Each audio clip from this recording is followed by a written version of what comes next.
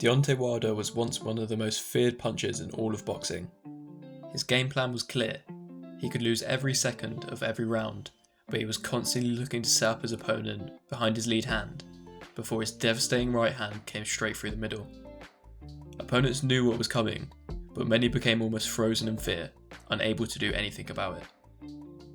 A string of similarly brutal knockouts made him one of the biggest names in the sport, a remarkable achievement for someone who did not grow up boxing. Wilder started boxing extremely late, at 18 years old, in order to provide for his young daughter.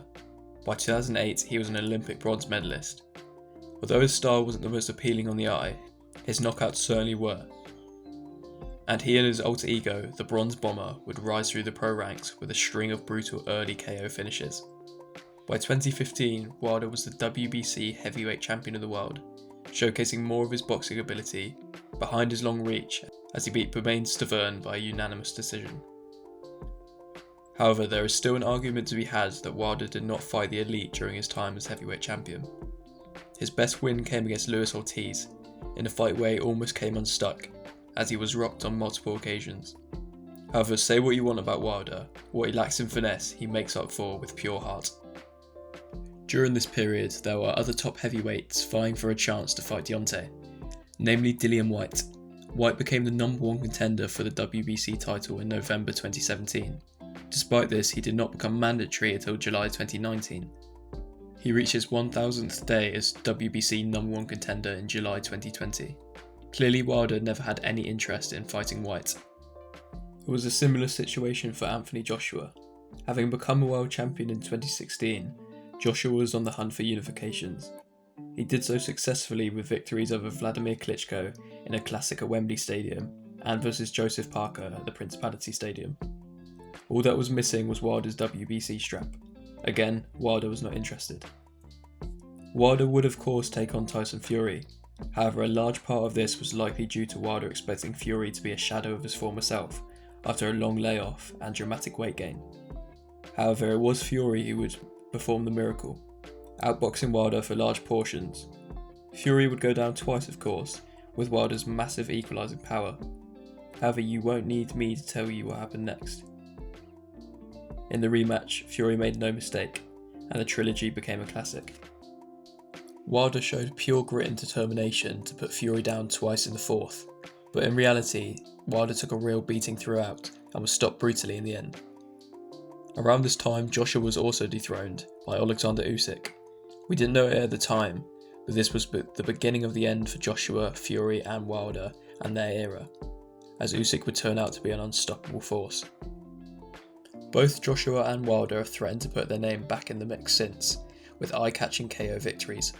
However, neither have reclaimed any world title since Joshua's first defeat to Usyk.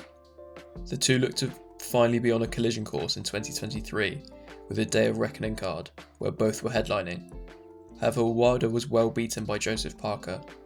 In their most recent bouts, both suffered heavy KO defeats, effectively ending their chances at ever reclaiming the heavyweight crown.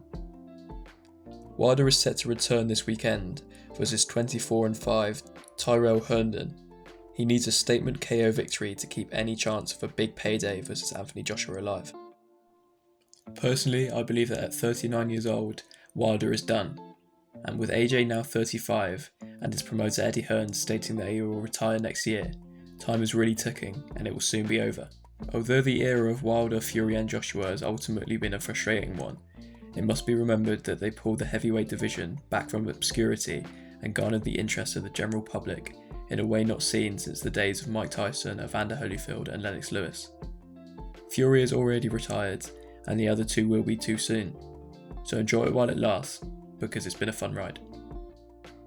So if there is to be one last chance of a Joshua vs Wilder matchup, how do the two square up?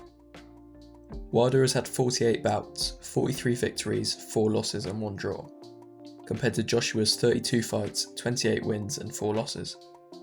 Both have a remarkably high KO to win ratio, Wilder at 97.67% and Joshua at 89.29%. Both stand at 6'6" tall, whilst Wilder has a slight reach advantage at 83 inches compared to 82. Whilst Wilder has had more fights, Joshua has more strength and depth to his record, and I believe the difference would come in the adaptability he has in comparison to Wilder.